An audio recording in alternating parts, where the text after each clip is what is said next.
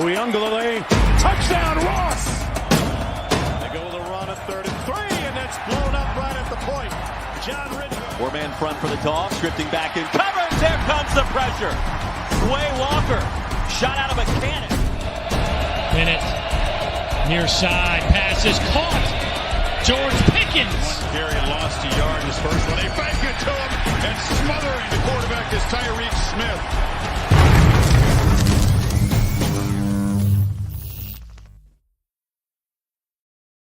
Welcome, everyone, to another episode of Draft on Tap. My name is Aldo Gandia. This is the third show today. We started off the day with Greg Gabriel talking football, and if you missed that show live, you can catch it on demand here on YouTube, or just subscribe to the Barroom Network, wherever you get your audio podcasts, and you can hear his insight into the Combine. And then the second show was a great interview Vinny Parisi had with a blogger from Fansided who covers the Washington Nationals. They talked about perhaps the elimination of the shift rule. A lot of people are for that, although we ran a survey here on the Barroom Network's Twitter channel, and it seemed like it was 50-50. Some fans wanted it gone, and some fans wanted it to remain. So they had a good talk about that, about the impending universal DH rule.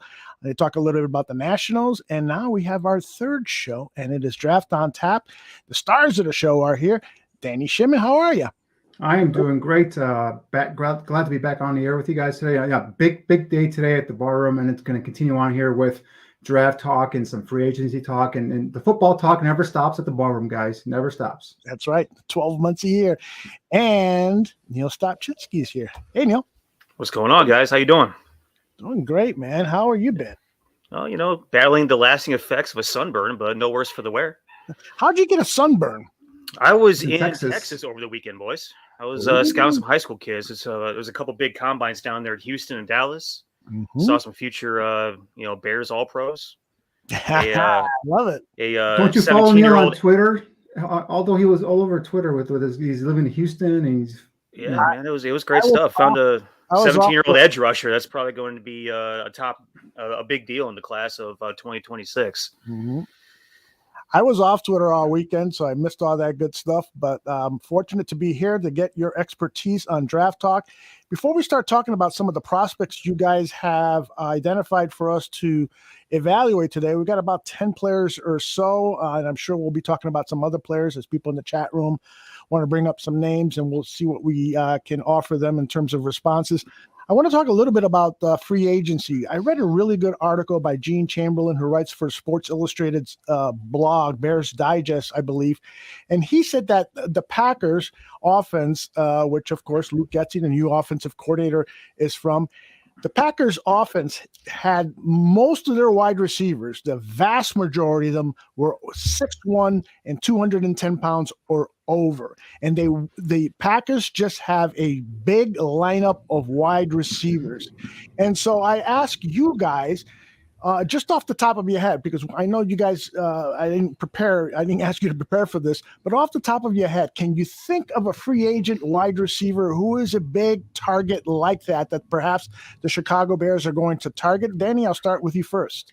Yeah, right there, same team. I'll give you a guy that I think the Bears are going to go after, and it's Marquez Valdez-Scantling, the Packers receiver, the kid at UCF. I think this is a guy 6'4", 206 pounds, gives you some of that size, but he's more of that big play guy. A guy that can get downfield, and, average 18.5 to 19 yards a catch last season with the Packers. Had a pretty productive year. His only thing is just staying healthy. He's a guy who's got the pulled groin, the muscle, the soft muscle tissue issues. That's an issue with him so far with Green Bay. But I think Robbie just throws in Michael Gallup. Michael Gallup is a guy I'd love to have on the Bears, but unfortunately he got a knee injury late in the year. So that's a 12-month injury, guys. You got to remember that was it early November, mid-November. So this guy's not going to be 100% going into next season. And I know a lot of people talk about A-Rob was coming off of an ACL when the Bears signed him, and look how that turned out. Yeah, but A-Rob got his ACL, I believe it was week 1 of the season, so that was early September. So by the time the season rolled around, his first year with the Bears, he was close to 100%. So the one thing about those ACL injuries, players are recovering remarkably nowadays because of technology and science and all that stuff. But it still is a 12-month injury, a recovery time. So the player will not be the same until at least 12 months after. And with guys like Gallup, Chris Godwin from the Buccaneers, another high price, big guy there, big talent receiver there. Those guys got injured late in the year. You're talking about a 12-month injury. They might be out there suiting up before 12 months, but they're not going to be at top optimum level, and you're not going to see the best of there. So to give them that type big of a contract and kind of I don't want to say waste that money, but also you're not going to get the best out of those players. So. And Ryan Poles said he's going to go out there. He's going to get players that are just kind of maybe coming into their second contract, guys that still the best days are ahead of them. And I think Marquez Valdes-Scantling is going to be a guy that fits that bill. A guy that's familiar with the offense, obviously Getsy knows him. I think he fits in and gives you that speed element. Again, some size, but more of a speed element, big play guy down the field. I mean, you touched on the big thing. The ACL for explosion athletes is it's a horrific thing to deal with. I mean, you look at our own tailback that's dealing with it right now. He hasn't played in 2 years, right? I mean, for some guys, they come back pretty decently quick, depending on how freakishly, easy to deal with injuries their body is. Or you got some guys that, Derrick Rose is another pretty prime example. He blows his out and pretty much killed his career for the better part of a decade. So that's always something you want to pay attention to. The docs are going to be all over that one. But you got to love what he did at Green Bay, playing off of all the attention that Devontae Adams pulled. The 18-plus yards per catch is a pretty big deal. The guy's able to take the top off the defense. So having that guy alongside Darnell Mooney and getting another guy inside, that definitely would not be definitely would like that kind of pairing. Yeah, he wouldn't be the end-all, be-all. He wouldn't be your number one receiver, but he's the guy that's going to come in here and give you an option, right? So obviously, I don't think he's going to be a number one. I don't think Darnell Mooney yet is a number one. So that number one whoever's going to be the future number one on this team may not even be on the roster right now. So, but he's a guy that's going to come in and give you some of that big play speed element that you have on the outside. Because right now, basically, you have I believe 2 or 3 receivers literally under contract. So besides Mooney and Daz Newsome, I think there's one more player under contract. So you need to bring in bodies both via free agency and in the draft. So I think a guy that's familiar with the offense, a guy gives you that big play potential is a primary target. Only 27 years old. Yeah, the only other guy we have is the Webster kid who was on the practice squad for pretty much the entire year. So I mean, in terms of bodies, you need some. He's more of a returner. He's not even really a receiver. I mean, he's a receiver position wise, but he's more of a returner. Right. What do you guys think about Ravi inquiring about Amari Cooper down in Dallas? He's clearly unhappy there. You think he's worth trading for, or trying to figure out how to get? No, he's making $20 million a year. That contract is an albatross, and the Cowboys, gave it to him. Let them go ahead. They're going to cut him eventually. If he doesn't restructure, they're going to cut him, and then you can go ahead and sign him for a cheaper price. I would not trade for him. Plus, you only have 5 picks, guys. And what are you going to trade? So. My thing is Cooper's probably going to be cut because Dallas is either over or at the cap, and they're going to have to make some moves. So I think Cooper is a prime candidate to be released. So if you want to bring him in on a 10-year, 1 year, $10 million, $11, $12 million contract, fine, or even $15 million contract, I don't care. You can bring him on a 1-year deal and have him give you that big play potential. Again, I would not trade for Amari Cooper. One guy that Greg Gabriel and I have been talking a lot about on his show, Greg Gabriel Talks Football, and offline is Allen Lazard. Now, he's a restricted free agent, but with all the cap issues that are going on with Green Bay, they may not pursue him as heavily. He's 6'5". He's an outstanding blocker downfield. He's not a number 2 wide receiver by any means. He may not even be a number 3 wide receiver, but with a team that only has 1 or 2 wide receivers under contract, you need to find bodies. And according to Luke Getsy, he wants big bodies. I got a feeling the Bears might, if he's only tendered like a 3rd or 4th round tender by the Packers, I got a feeling the Bears might pursue him. You guys have any thoughts on Allen Lazard? I mean, the other thing about him is he's just not a big body receiver, but another guy that's younger, coming off his first contract. I believe he's about 26, 25 years old, 6'5", 227. He's just more of a big-time possession receiver, right? He's a guy that's going to be a threat in the red zone. I like Scantling, Vela Scantling a little bit better just because of the speed element, right? The stretch the field kind of thing. He averaged 12. Lazard averaged about 12.8 yards a catch. We see some big plays over the middle, but again, he's not a guy that's going to threaten a defense, vertically downfield. Now in the red zone, you got to pay attention to him because you got that size at 6'5", the big reach. Guys can go up and make plays on the football, and that could be helpful, right?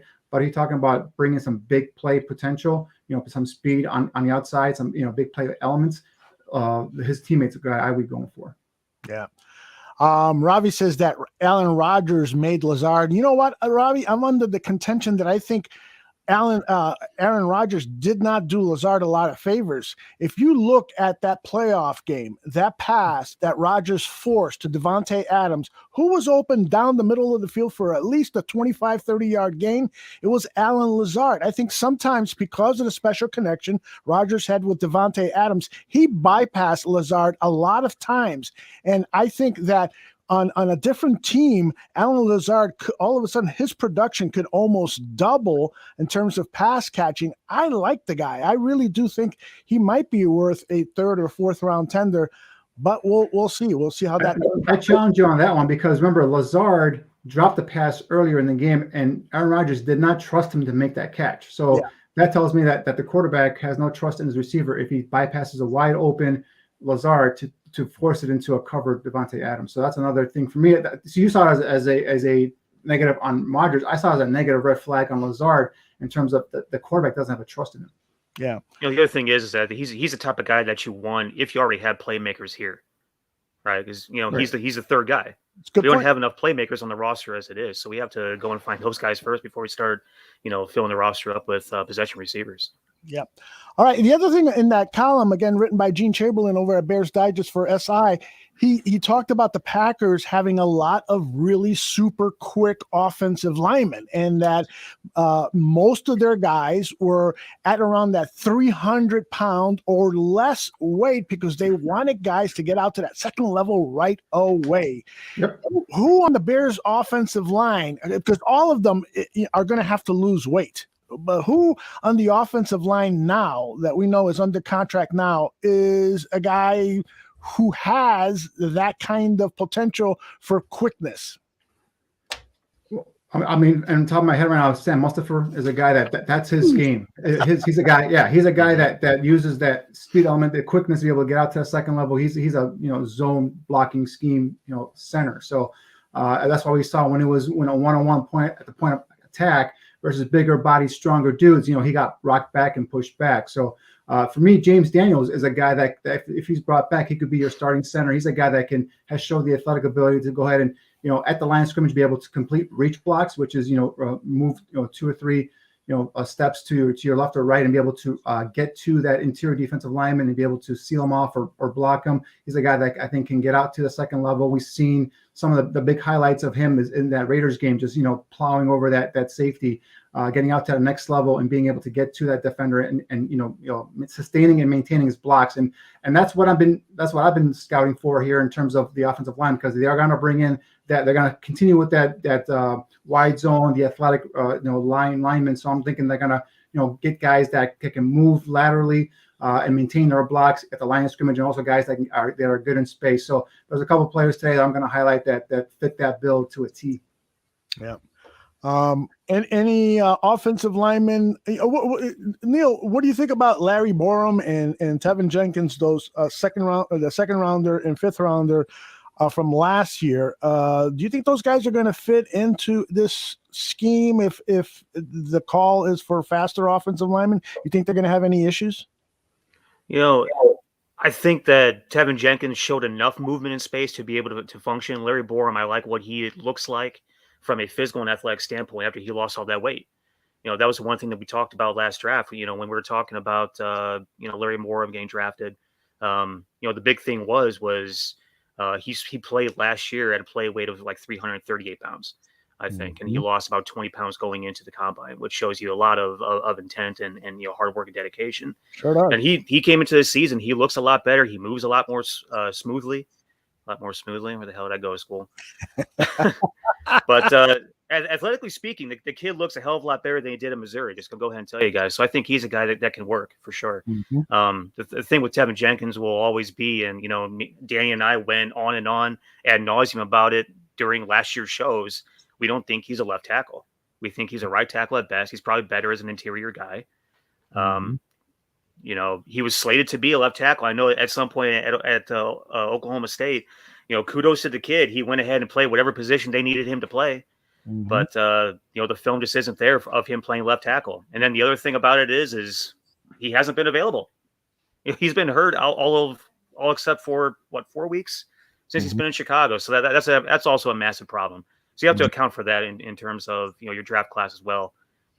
Just waiting for something else to happen with the kid. Yeah.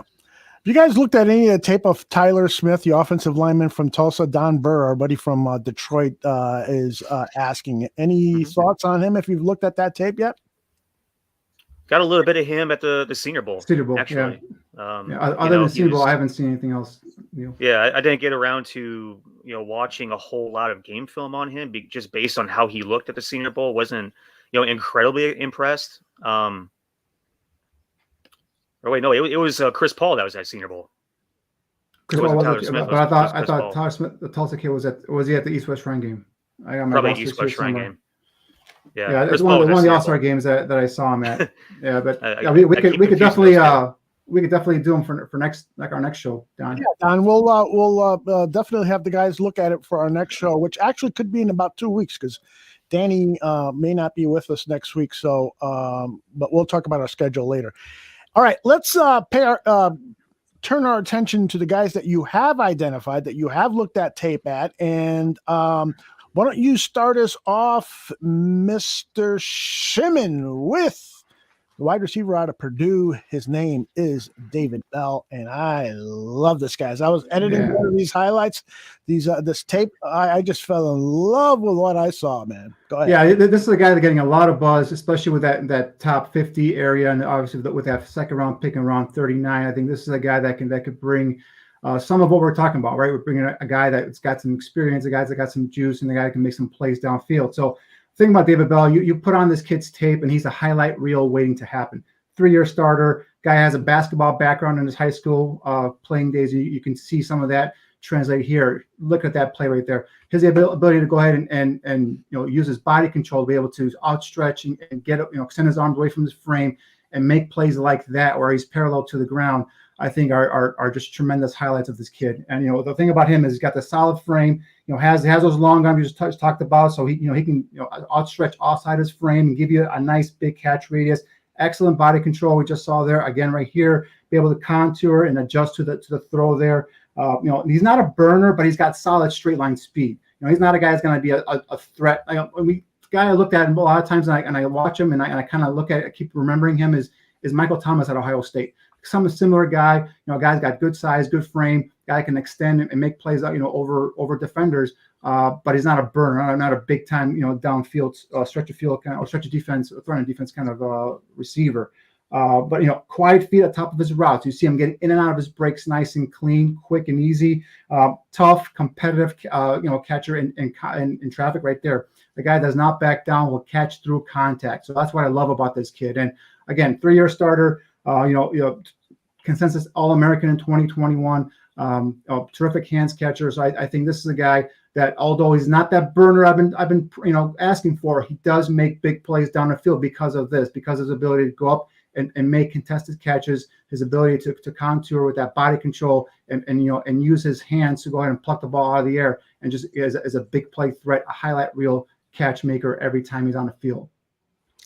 Here's the, I think, final play in that package of plays that you identified. Another sensational body control is just outstanding, isn't it, Neil? Yeah.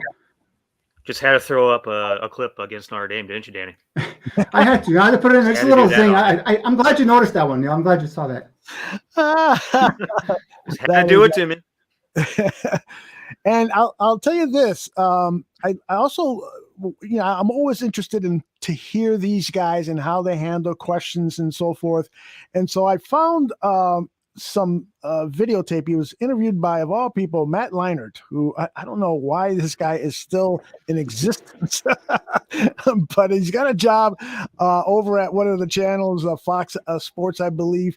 And Matt Leinart said yards after catch are probably your biggest strength, and this was David Bell's response. I have to say that is one of my greatest strengths, but I think my biggest strength is being able to catch the ball in traffic also, and being able to know where my body is on the sideline. So, like, on that play, I don't go out of bounds and stuff like that. But first of all, I want to ask you something. Are you supposed to go inside release here or outside?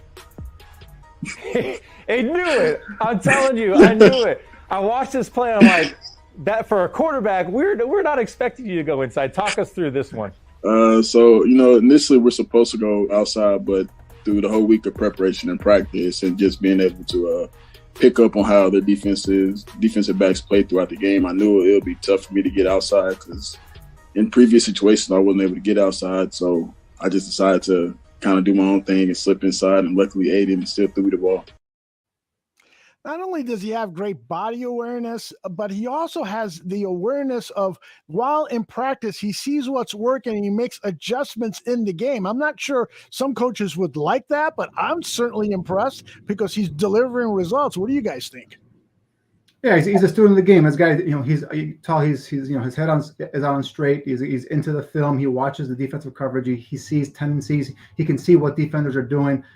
He sees if a certain coverage is lined up a certain way, that safety's going to react a certain in a certain area a certain way, and he's going to be able to beat this corner and get upfield and make a bigger play than what it was initially designed. So that again tells me that the kid not only performs on the football field, but also off the football field. He takes this job seriously. So I think that's only a plus for him. If he does that in an interview process, I know scouts and coaches might initially kind of frown on that, like, we don't want you kind of ad-libbing there. You're just a rookie here. But once he gets into the playbook and he knows he knows the NFL, knows the coverages, and continues to make plays like that, big plays, I think they're going to appreciate some of that. A lot of the stuff that Adams and like Devontae Adams and Aaron Rodgers do is a lot of ad-lib that we don't know about. Right, there's a lot of times that they kind of see something that those two are on the same wavelength that the other offensive players are not on. But you see this big play develop, is it because those two kind of saw what was going on in terms of the defensive coverage and decided to take advantage of the defense the way they were lined up. So this happens commonly in the NFL.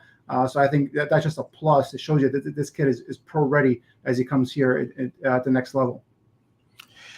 Neil, Don Burr, our buddy from Detroit, says he's basically the guy the Bears are losing in Allen Robinson. You think that's a good comp, David Bell and Allen Robinson?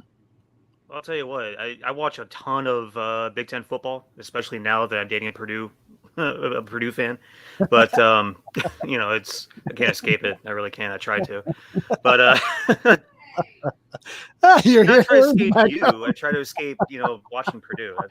That's all. But no, I mean, for 3 years, man, this dude has been nothing but big time plays. He has such ridiculous wide receiver instincts out there that I just put the ball in his general area code, and he's gonna figure out a way to go get the ball. I'm not sure I could ever really say the same thing for Allen Robinson. He's a big time playmaker. Don't get me wrong, but David Bell has that certain it factor that you look for in a wide receiver that has a size, not necessarily a speed, but will just go and get the ball. Jerry Rice was a guy that had ridiculous wide receiver instincts that didn't have great speed, but didn't even have the great size, but was able to just get the ball, get open, get the ball. And that's all you need a lot of times. Right. If this kid runs at 4.4 at the combine, he's not making it to the Bears. I'm telling you right now, he's going to go in the first round.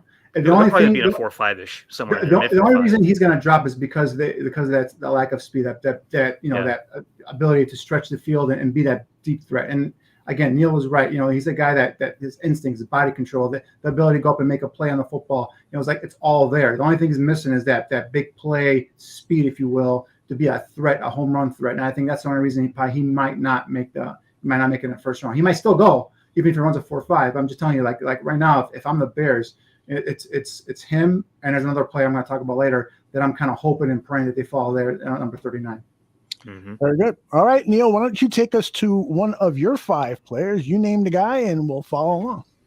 Yeah, so I think I was pretty clear that the first couple of shows, I feel like number 39 has to be an offensive lineman.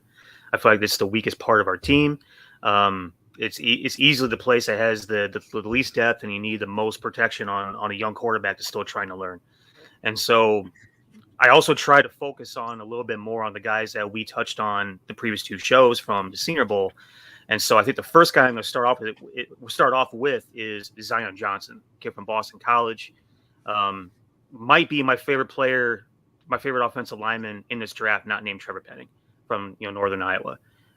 Zion Johnson from Boston College, got there from Davidson. All right, so he was a transfer, 3-time All-ACC kid, 2-time team captain. Started at both left guard and left tackle throughout the course of his career. He's got 30 starts at Boston College, 19 at Davidson, so almost 50 starts in his entire career. That's a big thing for me because I feel like, in terms of getting guys, you want to know what they're about. You want to see plenty of film. You want to be able to evaluate them. Guys that have, a ton of starts, a ton of experience, have some age to them on the football field. We call it play history in scouting. And then in addition to that, I look for guys that have the athletic ability, the guys that have football intelligence, that are strong and mechanically sound, at the point of attack. And also, I mean, you guys know this already about me. I love guys that are mean and nasty and physical and all those types of things. So Zion Johnson to me is really interesting because I think that he gives you a lot of versatility, which is very valuable. He's had impeccable growth from one year to the next throughout his entire career, but mainly from last year in terms of 2020 to 2021 season, where after 2020, I probably thought that he was more of a day 3 guy. And now he's probably potentially year 1 or a day 1 guy.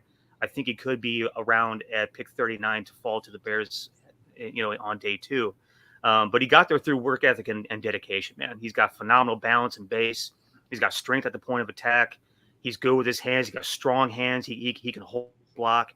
And a dedicated kid. If you guys didn't watch any of the Senior Bowl, they showed the clips where he stayed after practice to work on snaps so that he can show the scouts there that he has his mind on potentially playing center.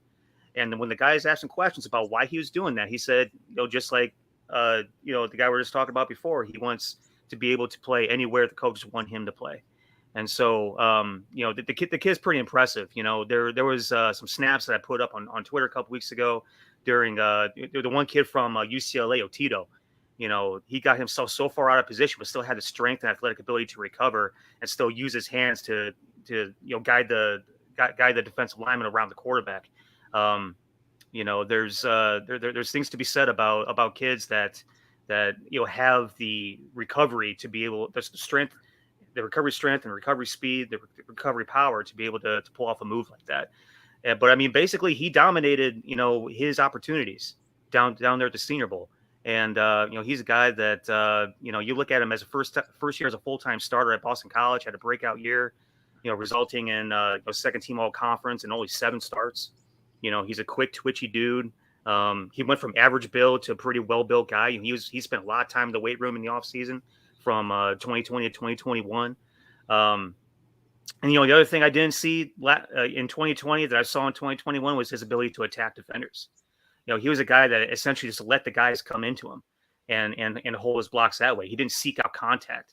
And in that ways, it almost seemed like he lacked power and strength as well. He fixed all that. He answered all the questions, which a lot of times is, when you're talking about kids that are dedicated, that have the work ethic, that are serious about playing the game, they get the questions answered from one year to the next. And that's huge with scouts. So, smart kid. I love what I see of him. Arguably my favorite offensive lineman in this draft. If he's there at 39, I'm taking him hands down, no questions asked. And he can play left. He can play left guard. He can play center. He can play right guard. He can even fill time at the tackle positions if we need him to. But he's an inside guy all the way from an athleticism and strength standpoint. He can play anywhere inside, and that's what you want in an interior offensive lineman taking on day 2. Yeah, and Aaron's saying he kind of doubts that if Zion will be available at number 39, maybe even in the second round, he could be a potential first rounder. You guys agree with that assessment? Could be. He could be a first rounder, yeah. But the thing with him is I think came in at 6'2", and I think a lot of teams kind of scoff at that. So that might drop him into the top of that second round. So he might be available there. But yeah, I mean, when I watch his tape, I mean, I put down day 1 starter. This is a guy that if the Bears get him at 39, you can either cut Cody Whitehair, save that cap money, or you can move Cody Whitehair. But Zion Johnson is your day 1 left guard, and you could leave him there for the next 10, 15 years. That's how That's how good of a player this kid is. Like, Neil touched on it in terms of versatility. The guy, they asked him to move inside and play some center. He hadn't done that at Boston College. He went ahead and started snapping the ball and stayed after practice and showed that he has a dedication. If you ask him to play center, he'll do it. He'll play center. So, last year he played left tackle. So, this is a guy that's got some versatility, but I think, his future is going to be inside. Primarily a guard is what I'm thinking. But you talked about, guys moving laterally, being able to maintain their blocks as they're moving east and west.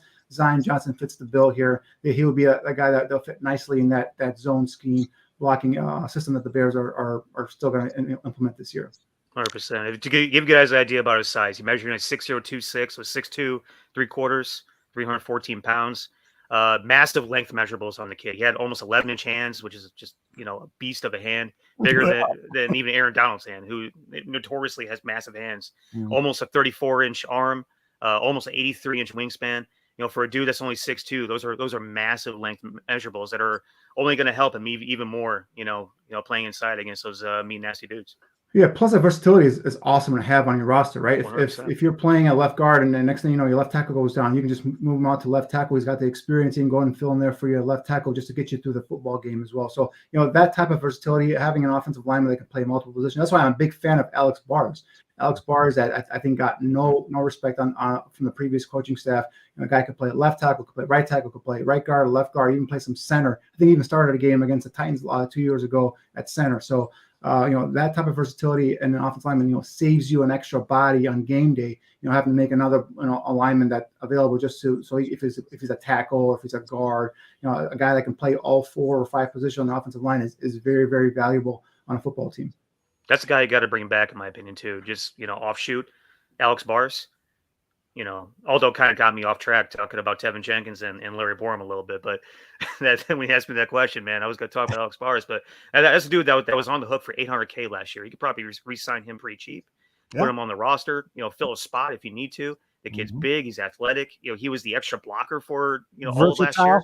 Yeah, 100%. Big, big and athletic. You can never go wrong with big and athletic. I agree with that. By the way, the Factor has a good idea, and the Factor, we are definitely going to do this. Neil and Ben doing a live mock draft. But what we're going to do is, after free agency, Greg Gabriel and I were talking about this today. Mock drafts before free agency is a waste of time. 100%. It's just a waste, because you're going to do a mock draft now and select a wide receiver for the Chicago Bears with the 39th pick. And who knows, maybe the Bears land a couple of wide receivers in free agency. And so you just wasted your time doing that mock draft. So we're definitely going to do it about a week or two after free agency. Once the Bears have signed a handful of players, then we'll sit down, and besides doing our regular evaluation of players every show like we do, we'll also do some fun mock drafts with these two guys and have some fun, and maybe even get some of your mock drafts, post some of your mock drafts, the Factor and Hair Bear and Ravi and Mule and others, and have the guys evaluate your mock drafts. That would be fun.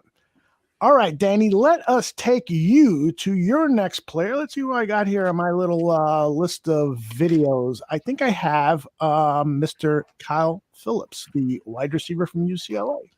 All right, so Kyle Phillips is a kid I've deemed my sleeper guy here. He's a receiver that really during the East-West Shrine practices took off and it was really impressing scouts. So I went in and I dug into some of his tape, and he's a strictly a slot receiver. He's a more quicker than fast, receiver. He's tough. Will go over the middle, make those tough contested catches, especially as a slot receiver.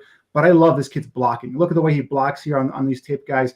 There's a guy, he blocks that interior, that slot corner there, and gives his running back an opportunity to go up there and get a first down. The more you watch this kid on tape, you talk about grit, you talk about toughness. Does a nice job of getting in and out of zones here, finding a nice little opening there, getting upfield quickly with some yards after the contact. Runs good, solid routes. Again, simply a slot receiver, but again, you need some toughness there in that slot position. I think this guy brings it. This is a copycat league, and what do we see a lot of times now with the Rams, right? Cooper Kupp, lining up inside and the slot, and he's blocking guys off the edge. So I think this is a guy that, I'm not saying he's a Cooper Kupp guy, but he's a guy that can give you some of that toughness inside and be an ability to give you some blocking as well. Look at here, down the seam, does a nice job of stretching away from his frame, adjusting to the football and making a nice catch there. for a big play.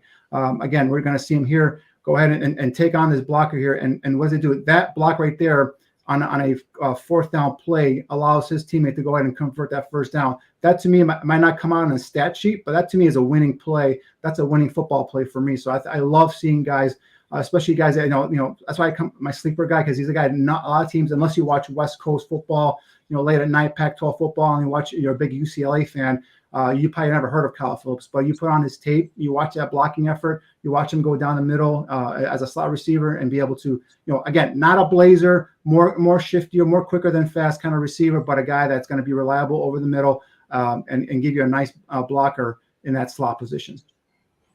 Don versus Kyle Phillips gets more pub because he went to UCLA, but Boise. That's not true. Khalil Shakir is a more dynamic receiver, Don. So Khalil Shakir is another guy I like a lot. He's a guy that's got more speed. He's not the blocker that Kyle Phillips is. So if you're talking about, you know, some big play potential, you know, Khalil Shakir is going to go probably in the first 3 rounds, probably day 2 pick. Kyle Phillips is more of a day 3 pick. So I'm not saying Phillips is better than Shakir. I think Shakir is going to be higher on my board. I can guarantee you Shakir will be higher on my board.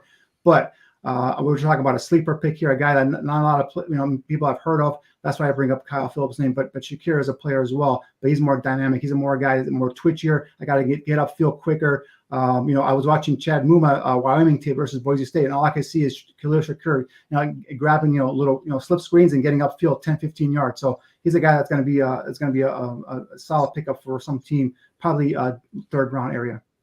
And guys, a lot of time the staying power of a wide receiver always comes down to, can you catch the ball? Can you score? Can you do all the intangible stuff? And in terms of intangible stuff, can you play special teams? Can you block? Yeah, and that's the thing. Special teams, I forgot that he's a punt returner, Kyle Phillips. He's got 2 touchdown returns as a punt returner as well. So it gives you that added value as a returner too. Ravi makes me laugh because he says he reminds him of Dane Schotzenbacher. This guy's better. I think he's better than Schotzenbacher.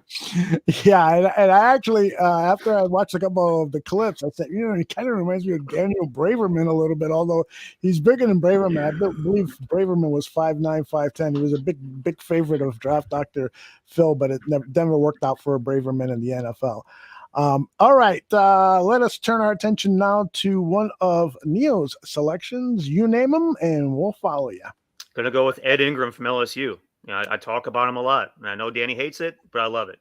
Ed Ingram is going to be a guy that. What's that? I'm not a hater of Ed Ingram. I think he had a better year last year than this year. You give me hell all the time about him. The same way I gave you hell every time last year you want to talk about that quarterback from Texas. Hey, he's going to be a starter in Indianapolis this year. Watch. Okay. All right. So here we go. Ed Ingram from LSU. You know, the thing about this kid that I love, and, you know, a former player said it about him last year when they thought that he was going to go at the draft, you know, said a little bit about how the Ed Ingram goes about his business. The quote was, "Zero care for the welfare of the man across from him." Fits right into what I love about offensive linemen.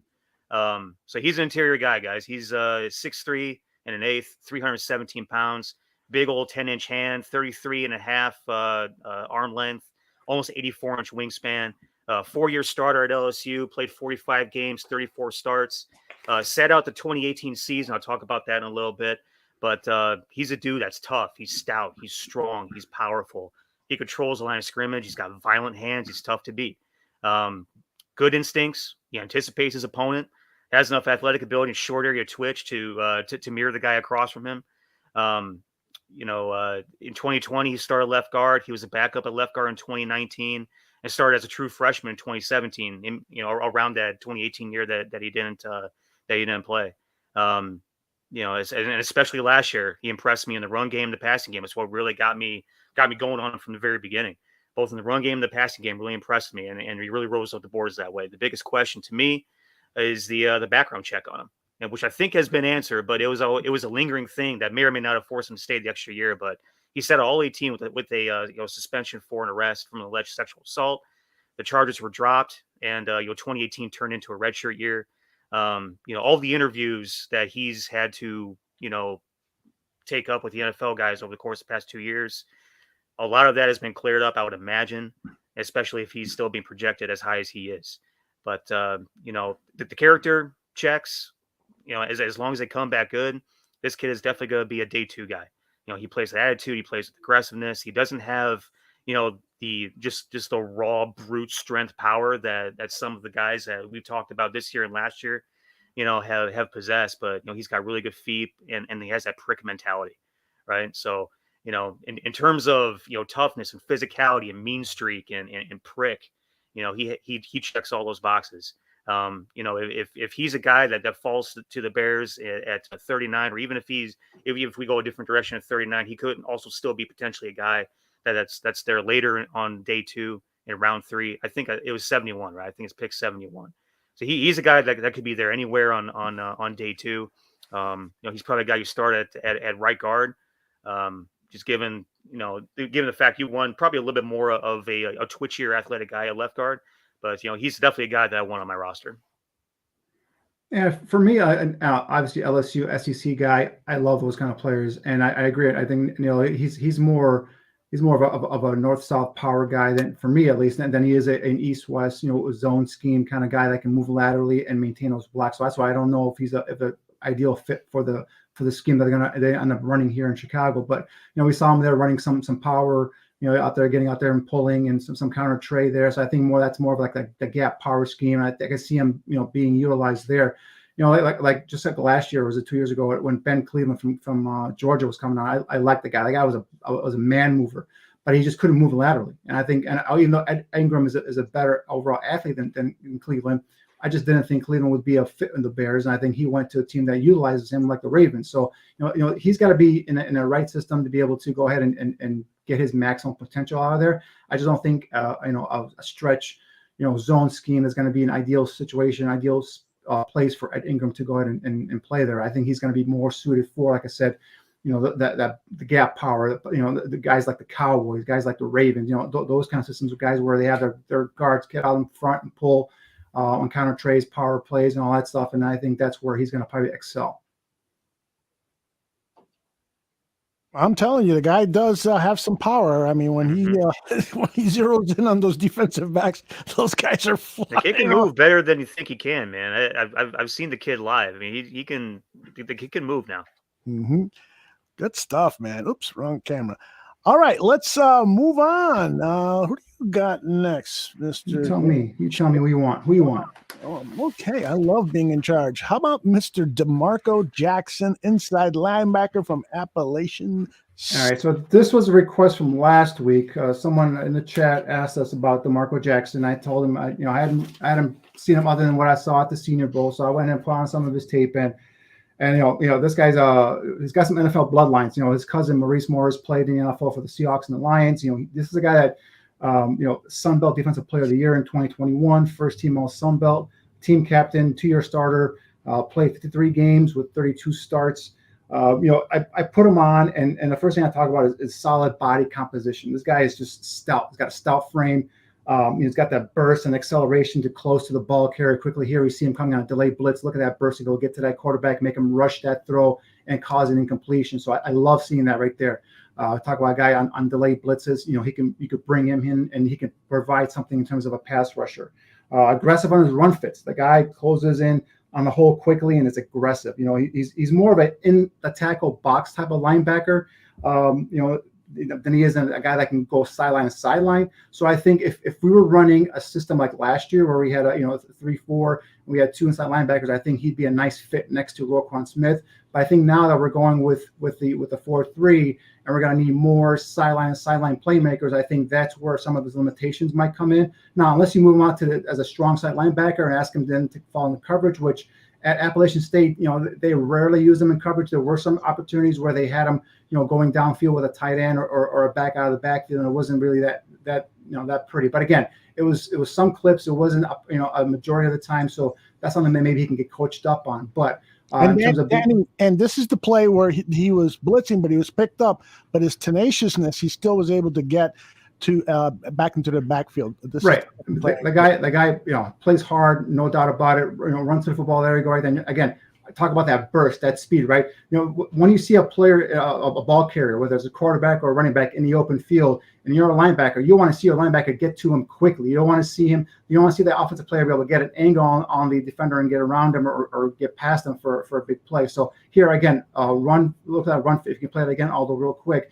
comes down aggressive. He's in the hole, flashes his helmet, gets in there, knifes through, and gets the running back down for a loss there. So, the guy's physical at the line of scrimmage. That's why I love him as an in the tackle type of linebacker. But when you start asking him to get outside the tackle and kind of go sideline, that's where you see some of his deficiencies in terms of his foot speed and lack of quickness. He's more of a north-south runner than he is an east-west type of runner. So that's where I think some of the limitations might not make him an ideal fit for the Bears. Yeah, and Don Burr says DeMarco is too small. Looks like more of a safety instead of a linebacker. But he's 6 feet, 235. So he doesn't have the length that you look for. He's about 31 7/8 in terms of arm length, but he's stout. He's got a real solid frame. I think he'll be a nice, like I said, inside linebacker in a 3-4 system. Definitely a day 3 type of pick, and maybe even an undrafted free agent, right? No, I think he gets drafted. I think he put enough on tape, and also I think he did enough at the Senior Bowl to go ahead and get drafted. So I think he's a day 3 guy. Well, whether he's a 4th, 5th round pick, I'm not sure yet. But yeah, he's definitely a day 3 guy. And I think if you get him in here, and if say for example the Bears burn him on, I don't see him playing that inside middle linebacker position in a 4-3.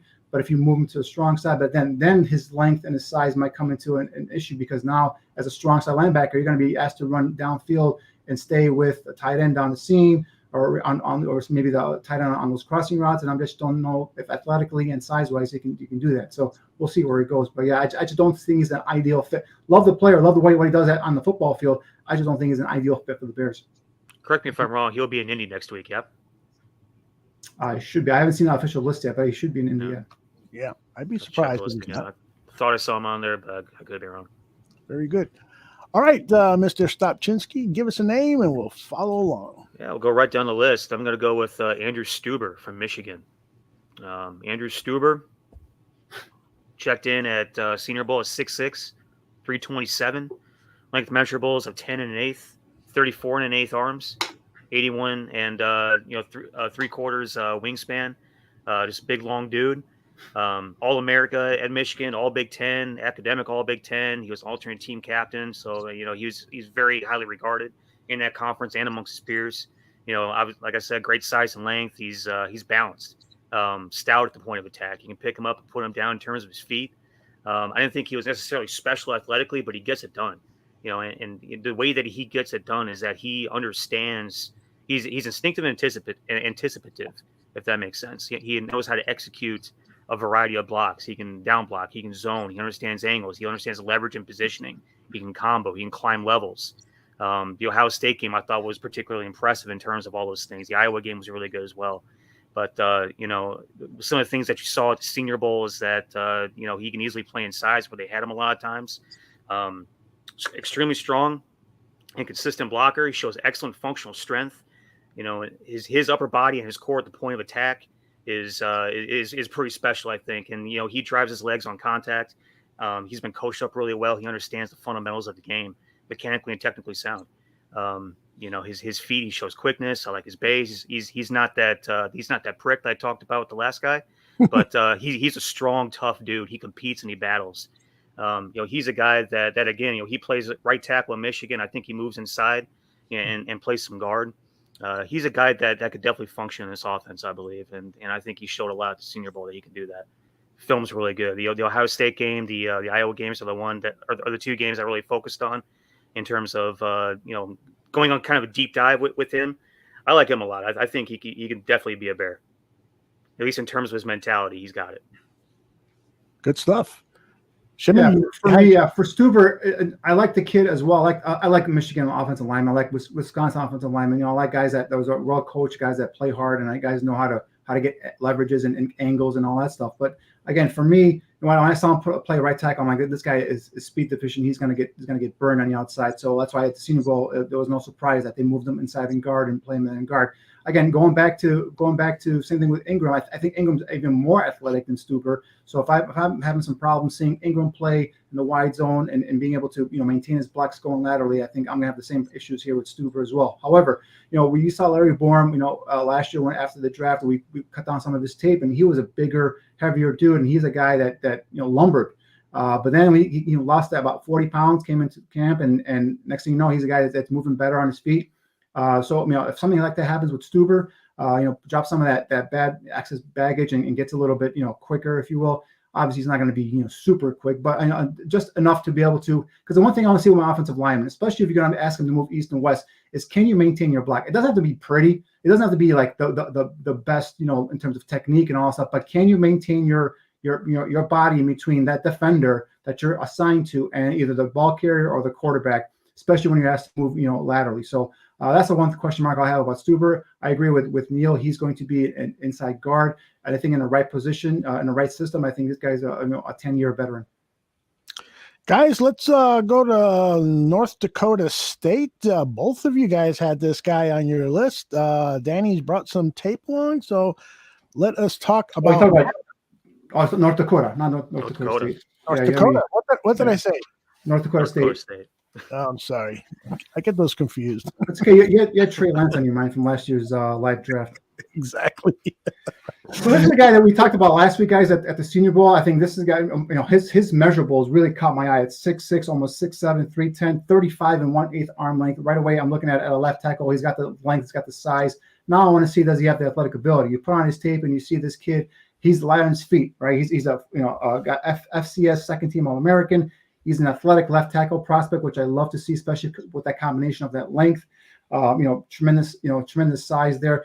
Here I can see his quickness. He got beat initially. If we run the play real quick there, he gets beat initially, but then shows me that he's got enough quickness to be able to get back to the defender and then bury him and not allow the defender to go ahead and make a play on that ball carrier. So that to me shows recovery quickness, right? Because tackles, they can get beat, inside or outside, but do you have the quickness to be able to recover and get your hands or get your body in position to at least be effective in terms of maintaining your block there and not allowing that defender to make a play on the ball carrier or the quarterback. So that's something that stuck out to me as well with him. Moves easy in space. You see the guy's got the foot agility to play left tackle. You see he's balanced in terms of his stance. He's able to get to his set spot, can cut off the angle that the edge defender is trying to get on him. So these are things that I do like to see about him. I think this might be the negative play that I put down on tape here. Yeah, yes. This is where he's got to get stronger, right? His play strength is not there. Here he gets blown backwards and knocked to his knees by a linebacker. So that tells me the guy's got to get in the weight room. He's more of a developmental left tackle, right? He's a guy that I'm not going to bring in next year and be like, all right, you're starting here left tackle, you block him for Justin Fields. He's a guy I could bring in day 3 possibly and just develop him, right? Get him coached up, fix his technique. He's already got the athletic ability. He's got the length you look for. Just get him a little bit stronger. And I think this guy's a potential starter in the future. Mm-hmm. Interesting pick. Neil, you also had him on your list. Why don't you take it away? Yeah, I mean, if you go back to that last play, you just see him drop in his set, move his feet, lateral agility. I don't know what it is about the past couple of years. These FCS offensive linemen just coming out, mean, nasty, big, long, athletic. It's turning into the division of offensive linemen, guys. I don't know what's going on in the water, but this kid you talk about is measurable. Is damn near 6'7", just a shade under 6'7", 310 pounds, 10 1/8 hands, 35 1/8 arm, 85 and 3/4 wingspan. He was, like I said, last week. He's one of my monster measurable guys coming into the Senior Bowl week. He's got the athletic ability. He's just raw. He's light on his feet. He's just raw. He can work at multiple levels, which is, as I saw in that same game that we have up there against Utah State. He works multiple levels. He's got bounce to his step. He can run. Has the mean, has the nasty. Love the kid, man. He was a guy I would definitely stretch to take in the third based on his rawness, but it could be molded quickly, hopefully, if he's the guy that's coachable, if he's a guy that can learn quick. He kind of reminds me of what I would imagine Trevor Penning looked like 2 years ago. Just lean, raw, but athletic and physical and nasty. mold this kid like a lump of Play-Doh and make him what you want him to be, because he can probably do it. He's another one of these lower level school guys that come to the Senior Bowl in the first couple, one practice, second practice. You see he's maybe a little off center there. He doesn't feel like he maybe belongs. But by that third practice, you see him getting his confidence. You see him now showing some of his abilities, and that's what I saw on tape with him at the Senior Bowl. It was like by day 3, one-on-ones, he was confident. He was a guy that not backing down from anybody. He was utilizing that length. He was utilizing his quickness. In those one-on-ones, he was able to mirror pass rushers. So I think that really kind of showed there to him, at least, that I can compete at this level and I belong here. So I think that carried out into the game. If I remember correctly, a pretty solid game overall. I didn't remember any huge mistakes from him there. But I think that, again, this is a guy for me. You bring him in, you develop him, right? He's a day 3 pick for me. You get him stronger, you fix his technique, you coach him up, and now you have a future starting left tackle. Yeah, that day 3 point you made is exactly why I say hopefully he can be coached up quick, because he went from day 1 to day 3, and you saw the growth, you saw the development just by working with NFL coaches for 72 hours. He's a pretty impressive kid. All right, another guy that's impressive, I think, is Cordell Volson from North Dakota State University. Yeah. What do you got on him, man? Staying along the theme of the FCS offensive linemen. Again, these guys out of North Dakota, they're big, they're athletic, they're strong, they're physical, they're nasty. Cordell Volson is a guy that actually performed at the East-West Shrine game the few days prior to Senior Bowl. Came in at 6'6", 319, 10 1/4 hands, 33 3/4 arms, 81 1/2 wingspan. And he was a guy that also stayed the extra COVID-19 years, so he's been in college for 6 years. This past year, he made 6 first-team All-America honors, 3-time first-team All-America throughout the course of his career and All-Conference. Playing 64 career games, which is a school record, believe it or not. And out of those games, 40 starts. Has all the size. Started at both right guard and right tackle in his career. I kind of liken him to the trash man. He's always looking to pick up the extra work, pick up the extra garbage. He's strong and tough. He can move his feet. Against Eastern Washington in the 2021 spring playoffs, he was a guy that he played right guard that year. He was the guy that I saw climb all 3 levels of the defense during that game. He hit the man across from him, worked his way up to the linebackers, the second level, and found himself some trash in the secondary as well. So the way the kid works, goes about his business, pretty impressive. He always looks for the finish. He's got violent shoves, he's got pancakes, he throws guys to the ground. He's got the pedigree, he's got the play history, he's got the mentality. Again, not a guy that I'll characterize as being a special athlete, but he can move really well in space. And as an inside guy, he'll be able to own his space and be able to work at all levels of the defense where he needs to go. Love the kid. Good stuff. Danny, you had a chance to take a look at him? Yeah, Olsen, again, he's a guy that's going to move inside. I agree with Neil, and he brings that tenacity, that nastiness you want in your offensive lineman. He's a guy that is a when I put him on tape, he's a people mover. He moves people. He keeps his feet moving, churning, and gets guys off their spots, and that's what you want to see. And athletically, I'm gonna have to question athletically, does he fit this scheme? But he's a guy that as opposed to the other guys, Stuber, that I think could eventually be coached up a little bit better and be a potential option inside at guard for the Bears. So yeah, but again, another guy that's a day 3 guy that's going to probably play a long time in the NFL just because of that. He plays with that passion, that tenacity that you like seeing offensive lineman. And this guy gets some coaching. He's going to be a long time NFL guy. What do you think? Rounds he projected? He's probably early day 3 right now. Okay. Yeah, he's at that day 3, 4th, 5th round, somewhere there. Yep. Yeah, he would probably be around for us to snag him with 2 of those early round 5 picks. Mm-hmm. Overall, in terms of depth for this offensive line, this isn't a bad draft, is it? And for interior guys, it's not. I mean, you can get guys in day 3 that they can probably plug inside. Guys that are either guards in college or guys that are tackles on the outside and probably going to move inside to guard at the next level. So I think there is going to be solid. I think the left tackles are more top heavy. So you're going to see like 5, maybe 4 or 5 go in the first round if I'm not mistaken. So that's a little top heavy there. But then once you get into the third, day 3, you're going to be kind of projecting guys here and just kind of taking guys off of their their size and their length, and just kind of hoping them to develop and coach them up into starting left tackle. So, but the cream of the left tackle is going to probably go in the first or second round. But the interior guys, you're going to find starters in late day 3. All right, let's go to Wyoming and talk about Chad Muma. Yeah, this is a kid that got a lot of love after the Senior Bowl, and I know a lot of people were talking about this guy possibly being at top at pick 39 for the Bears. So I put him on, and initially I was like, all right. I mean, I don't hate the kid, but I don't think he's a top 50 player for me right now. So the thing about him is solid size of 6'2", 241, 32 3/8 arm length.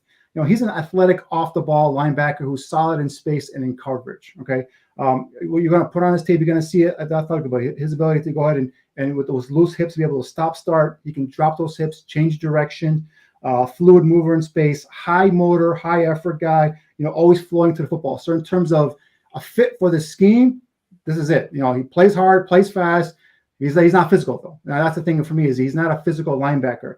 He's a sideline tackling machine. I'm talking about Jackson. We talked about he's not a sideline guy. This guy is, right. But for me, he lacks the instincts to be a day one starter, right? So at that pick 39, I'm looking for a day one starter, a guy that can come in and flourish in this system.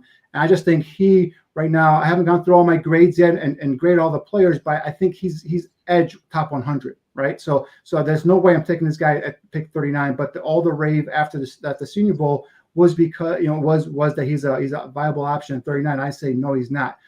For me, I like his athletic ability. He's very good in coverage, especially dropping back in zone. He can attack anything downhill. You see here, he covers a back out of the backfield on that wheel route, stays in phase, in coverage with the player. So you see his athletic ability. He's an athletic linebacker, but he's in terms of, being a guy at the line of scrimmage that brings that physicality, that has a presence. He doesn't give you that, right? He doesn't give you anything in terms of pass rush, right? When you line up off the edge as an edge rusher, he's okay. He doesn't give you anything in terms of as a guy that can bring some heat off the edge.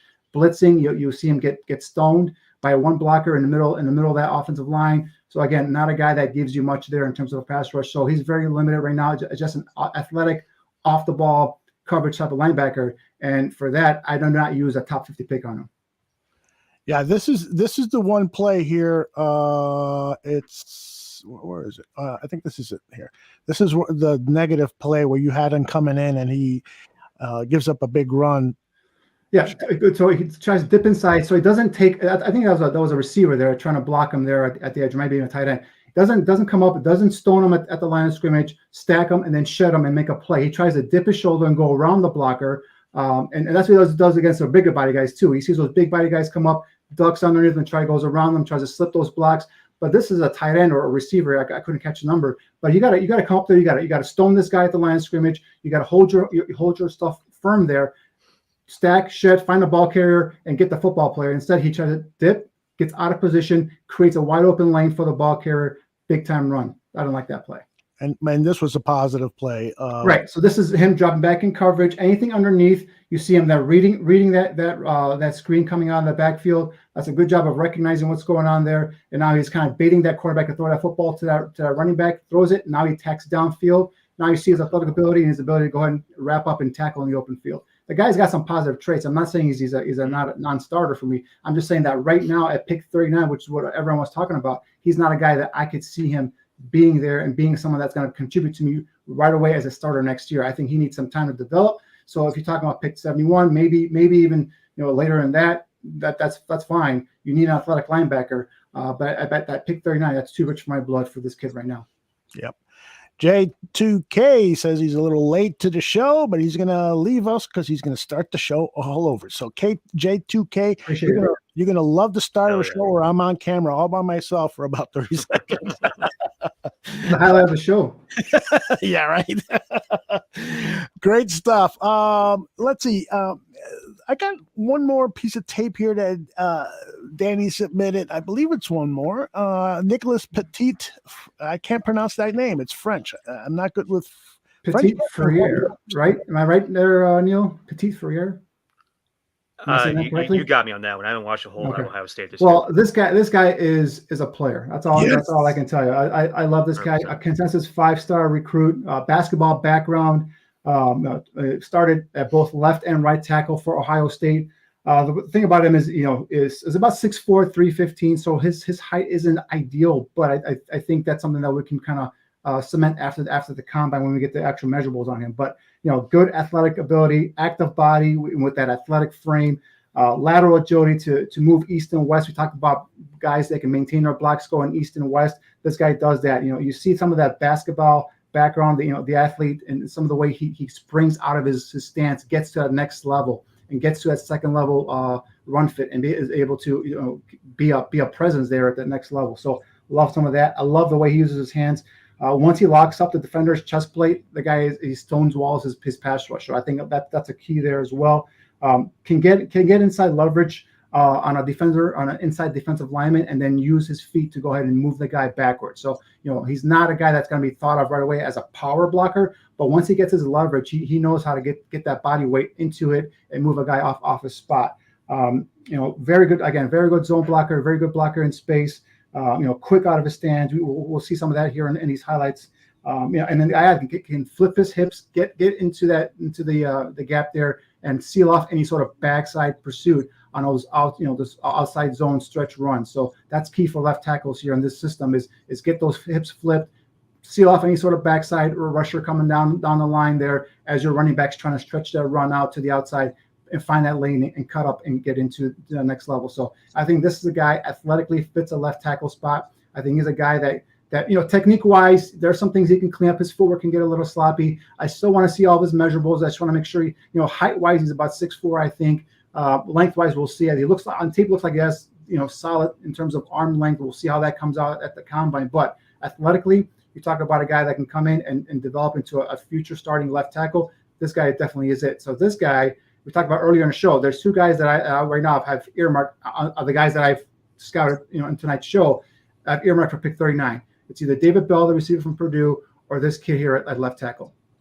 And Danny, this is the play that he gets beat on that first step. So take us through your analysis. Right. We talked about recovery quickness, right? Here you see he's gonna get beat on the outside, be able to go ahead and recover. I think that was a different one. There was one where he got beat on the inside leg, and then there he goes. Actually, I'm sorry, there's the one. So he opens up his hip, his inside leg a little bit there, but then the defensive end does a nice spin move to go out to his outside. But he's able to go ahead and not, because he overset, not be able to just lose that battle, get back into position and be able to maintain his hips himself between his quarterback and the defender. And that's what I want to see on tape, guys. I want to see these guys, can they maintain themselves between a defender and that quarterback or the ball carrier? And I think that recovery quickness is something you need at left tackle. Niel, I know you didn't see a lot of Ohio State, but what you just saw there, I was impressed. Were you? No, I mean, I didn't watch a whole lot on TV, so I couldn't hear the audible of how they pronounce that name. I'm sorry. Tape on these guys. Love that kid. I just don't know if he's going to be available. Mm-hmm. I feel like he has a better chance of going, in the first round than Zion does. Mm-hmm. If either he or Zion are available at 39, one of those guys, let's go ahead and snag him. Mm-hmm. Big, athletic, strong, physical. I mean, to feed on that kid, it's kind of like what I was talking about with Let's Go. You watch the kid's feet, little pitter patter feet. That's what you want, man. Right. Athletically, the way he springs out into the next level, that's huge. Mm-hmm. Yeah. Cliff Victoria says that Alex Kappa for offensive guard signing will be a big improvement. Danny and I saw him down at the Senior Bowl. Big 6'7" guy, I think from Humboldt State or some small school, but he's a huge man with long blonde hair. We've been kind of following his career, and he's played fairly well with the Tampa Bay Bucks. I wouldn't say he's a huge improvement at that guard position, but if he comes at the right price, he might be a better bargain than a James Daniels, who right now a lot of people are suspecting he's going to get around $10 million, maybe more. Because he's such a young player and ascending. I mean, he's only 24 years old, Neil. So that's one of the attractive things about him. But we'll see. I mean, I know you guys scoff at that price range, but if that's a going rate for starting center, starting guards, I mean, what do you guys expect? I mean, Alex Kappa, was he even a starter with the Buccaneers? I remember Ali Marpet is an inside guard. And I know Ryan Jensen's a center. I just don't remember if Kappa was a starter or not. But Kappa is a starter.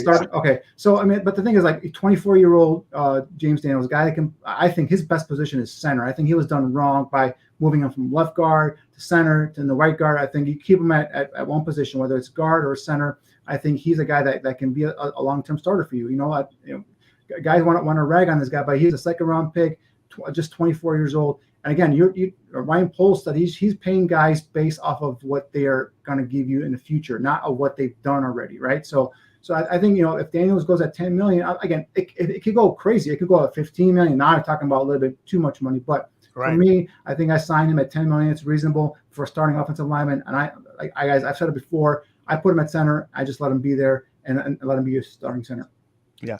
And then with the new TV contract that's going to hit the salary cap for 2023, these $10-12 million contracts for a guy like James Daniels as a guard or center is nothing.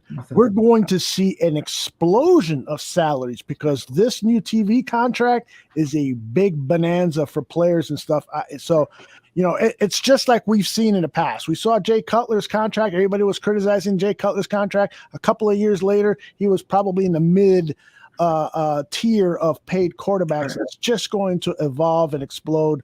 So I wouldn't worry too much about paying $10-11 million for James Daniels if you think he can turn into that upper echelon player because he's so young and he's got some nice experience behind him. We'll see. Right, that's the key is what does this coaching staff think? I mean, they view this tape, how do they envision him in their system? Do they see him at center? Do they see him at guard?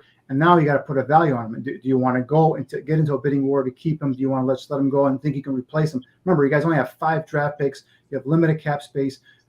Aldo made a great point. You can always, backload those contracts and, start them off with a lower salary in the first couple of years. And once that big number kicks in for the salary cap, then you can escalate their salaries a little bit higher than, to kind of make up for what they gave up in the first couple of years of a contract. So there's always ways to work it, to wiggle those contract numbers. So I wouldn't worry about that. I just worry about a 24-year-old guy who probably can be a starting center for your offensive line for the next 10 years, just walking away because, you guys remember a couple of bad games in a bad offensive system the last couple of years.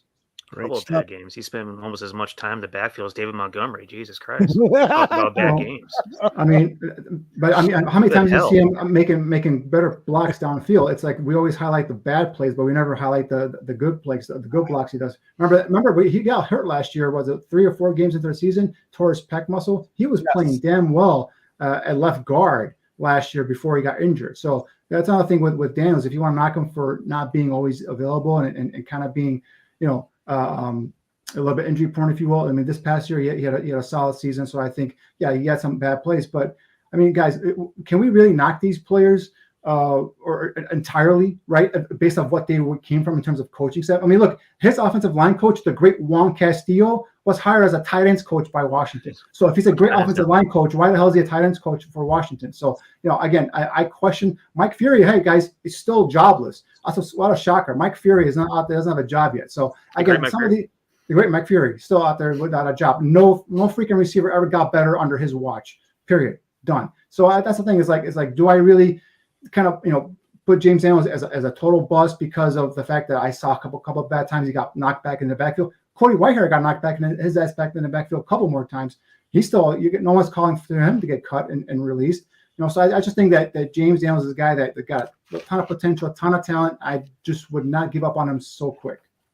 This Mike Fury has been hired. He's picking up towels over at Gold's Gym. Hey, you know what would drive me crazy though is that if I'm the outfit like the Bears that have spent so much time trying to develop the kid, that's I can understand the argument where, look, I put all this time, all these resources, all these expectations into a kid that has a size, has the trunk, has the speed, has the athleticism, and you just let him go. That would kind of chap my ass too. But at the same time, it's hard for me as just kind of being outside the 4 walls, seeing the empirical data, see the body of work that I've seen so far, and feel like it's okay to just blow a ton of money on that body of work. But I understand he's not a finished product, and if you look at him, some of these other guys that I have on my list, I'd probably take him over some of these other guys. He's further along in the developmental process. You know, waste a draft pick on a guy. You know, I guess I could go either way with it. I'm kind of sitting on the fence. So my thing is I think he's been playing out of position. That's my thing is like he was put into a guard. I think his natural position is center. I think if you put him there, coach him up, I think that's where this guy could flourish, right? So for me, when I watch him play, like you know, his body of work the last 4 years, and I've seen more good plays than bad plays. No doubt that I've seen bad plays, but I've seen more good plays overall in that 4 year body of work than I've seen bad plays from James Daniels. All right. Neil submitted a list of a few players that he wants to touch on quickly. Neil, any of them safeties? Because Hair Bear has been in the chat room. He says, please talk about a safety. Please talk about a safety. And if we don't have one for this week's show, we'll definitely have one for the next one, Hair Bear. I gave you one last week. Jalen Petrie from Baylor. Yeah. Last week, yeah.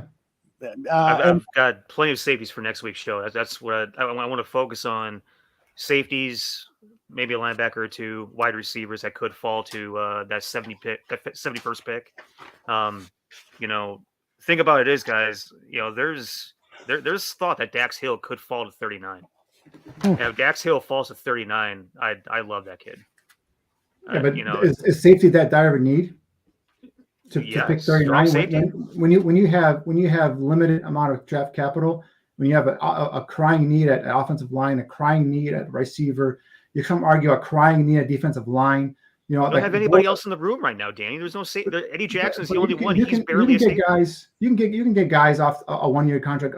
Jaron Curse from Dallas, a 1 year contract guy. You can get guys come in and give you some you know, maybe guys in the second or third round. But at pick 39, just because I have limited amount of picks right now. I value those damn picks, especially the ones in the top 100, and I cannot miss with those guys, right? And Dax Hill is a good player. I'm not saying he's a bad player, but I'm just saying is that, you know, the third level of your defense, is that a higher priority for you than the first level of the offensive line or the first level of defense in terms of defensive line? For me, I value those guys better. And then we talk about receiver, right? Receiver is a position you only have one receiver, a veteran receiver signed. You have two young guys on the roster. So it's like that's a position that I would, if you don't attack that in free agency, you got to attack it in the draft. And that's where I kind of put that position value a little higher. Plus, the guys that I think are going to be at that position might be higher than Dax Hill in terms of overall grade. So we'll see how it shakes and plays out.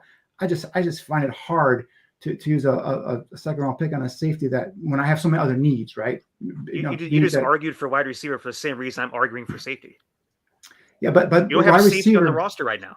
You have Eddie Jackson on your roster, and I know you've had issues with Eddie Jackson. That's fine, but you know it's a new staff, it's a new defense. But this guy was a Pro Bowl, wasn't all Pro safety. You just got to hope that they bring that out of him. So I mean, we had Tayshaun Gibson starting for the last couple of years, and everyone was okay with Tayshaun Gibson starting. So another guy, just throwing it out there, not saying it's going to happen, but there's rumors that Adrian Amos might get cut by the Packers just because of the salary cap stuff. They have to clear some salary cap. So if Adrian Amos gets cut, you know, I'm saying you can find veteran guys, safeties for a 1 year deal, like a Tayshaun Gibson, that guys that can be stopgaps, they can plug in there and let them play that instead of using that value, you know, 39th pick on a guy that could develop into a safety alongside Eddie Jackson. Not knocking the player, just knocking the position value. All right, Neil, take us through some of these players that you've identified. Zach Tom, for instance, Max Mitchell, a couple of other guys. You can find a wide receiver for a 1 year deal too. Though I digress. Thomas, day 3 safety. You can bring him from Georgia Tech. He's not a day 3 safety. You can get him at 71. He's gonna be. And I think he'll go. He might go third round, but I think he's probably more third, fourth round that edge there. But that's a guy later on. Wanye Thomas, right? You can get him later on in the draft. I'm sorry, I didn't mean to cut off. Yeah, I love Wanye Thomas. That's another guy I want to talk about next time. I want to talk about Wanye. I want to talk about Dax because I think Dax could fall. Wanye is a dude that, you know, the kid out of Georgia Tech that had the great, you know, first half of the East-West Bowl. We're going to talk about him next time. Some of the guys I talked about from East-West and Senior Bowl last week, I went on a deeper dive in, talking about a guy like Zach Tom from Wake Forest. You know, Zach Tom, you know, was a guy that started at left tackle. He started at center, had a really good East-West game. I talked about that one play in the second half, the long explosion play that went for a touchdown where, you know, he was further along down the field than the damn running back was. The kid works his ass off. He's smart. You know, he's a guy that does give you some position versatility. The interesting thing about him is that where's my notes at? He's a guy that 3,107 snaps over the course of his career, 2 sacks given up. You talk about position specific efficiency and production right there. That's pretty impressive. That the kid just works his ass off. He will get beat. He gets pushed around a little bit. He's not that's the strongest, most powerful, biggest prick, meanest, nastiest dude out there. But he does have a lot of athleticism. He can move his feet. He's a little bit more of a developmental guy in that sense. The way that he wins is with the use of his technique and his leverage. But when it comes to power and strength, he struggles. And so he's a weight room developmental guy. He's a guy that's probably going to go day 3. He's got excellent length measurables. Talk about these guys. They have to have length if they're playing, on our offensive line, 10 1/8 hands, 33 1/4 arms, almost 80-inch wingspan, for a guy that's just under 6'4", just under 300, pounds. But he was a guy that we talked, pretty high. We were pretty high on the last time we talked about the All-Star game stuff. Just figured to do a little bit deeper of a dive on him. And, he's a guy of all the guys that we talked about that we haven't talked about yet in terms of doing deeper dives on. That thought had the most interesting, set of athletic traits. A couple of these other guys, Max Mitchell from Louisiana, who played right tackle, is a guy who's going to move inside the guard, has some interesting tape. Probably a guy that again, he's a 5th, 6th round guy, might fit for the Bears, might not. He's a question mark, a little more developmental guy. Dylan Parham, the kid from Memphis. That's kind of like a win-lose guy. He's the inconsistent champion. I kind of call him because sometimes he'll look great, take on a powerful block, and other times just look like he doesn't have any shit to him. So the thing about Dylan Parham, though, is, as a 6'2", 313-pound kid with 50 starts, I talk about play history all the time. He's got 50 starts at right guard and right tackle at Memphis, an all ACC type of kid. Incredible length for the size that he brings in terms of height. 10 1/4 hands, 33 1/2 arms, 80 3/8 wingspan. In terms of those specific things, that will allow him to win at the next level. But again, you're talking about a guy that's a win some, lose some, spends a lot of time in the backfield, at time lacks functional strength at the point of attack, can't get driven back easily. Will typically take him a good 4 or 5 yards to sit down and gain control, right? Other times he can get some good leverage, control his space. I mean, we're talking about a guy that has a natural leverage. He's got enough strength. It's just a matter of probably getting, his technique down and developing a little bit more in the weight room. But, there was like a Neil Farrell rep. He was going against Neil Farrell from LSU, who is defensive lineman of the week from, one of those teams. Pretty awesome example of, catching inside leverage with his hands, sitting down, allowing his truck to do the work, controlling the rush. But, the thing about him is he's going to go late because he's a one-trick pony. He's an offensive center only. And, with moderate strength and power, again, he's going to have to develop in the weight room. Interesting kid from athleticism standpoint, though. We talk about guys that can move, that can get to the second level. He's a guy. Kenyon Green from Texas A&M is an interesting case to me. Kenyon Green is a guy that was talked about as being probably a definite round 1 guy, but when you turn on the film, I don't necessarily see that. I see a guy that does have the great measurables, and a supposed 6'4", 325. A guy that was 2021 AP first team All-America from, Sporting News and Walter Camp and like all the publications and all that ACC and AP and coaches and everything else. Team captain, has the leadership, started 12 games, that last season at 4 different positions, right? So in terms of position versatility, he brings that sort of intangible. Played right guard, right tackle, left guard, left tackle last year for Texas A&M. 35 total starts in his career. He's got light and nimble feet. He operates very well in space. He can run downfield. But, the things I don't like about him is you don't often see him attack the defender. He doesn't get a great initial push or punch. Plays kind of high.